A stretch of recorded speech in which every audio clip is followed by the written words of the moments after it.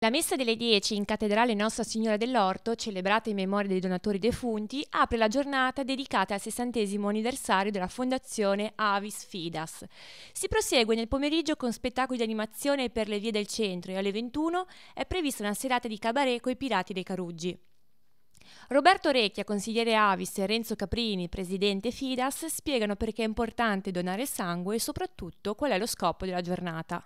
Donare il sangue, sì, dico quello che dico anche girando nelle scuole con i ragazzi, è che purtroppo esistono le malattie, esistono quindi le medicine, il sangue è una medicina.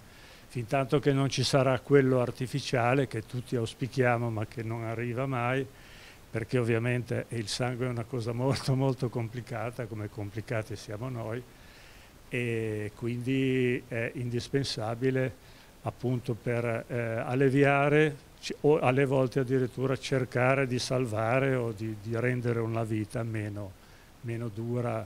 Proprio oggi ho ricevuto un messaggio di uno che ringrazia l'Avis perché da tanti anni riesce a sopravvivere visto che la sua problematica e nella fattispecie farà di tutto per aprire una sede ad Imperia, per dire. Quindi insomma chi è stato scottato da problemi seri di malattia si rende conto di quanto il problema sia importante. Lo scopo è quello di farci vedere, avvicinare i giovani specialmente. Noi abbiamo bisogno di giovani. La Liguria è una regione di anziani. Le donazioni sono calate quest'anno di almeno un 10%. L'autosufficienza la raggiungiamo proprio a pelo.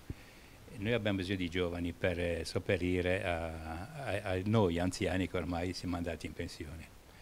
E l'unico modo per farci conoscere è andare per le strade, andiamo per le strade con le automoteche, però anche un'occasione di festa, farci vedere, parlarne. Noi distribuiremo dei dépliant, cercheremo di avvicinare i giovani, specialmente quello è il nostro scopo.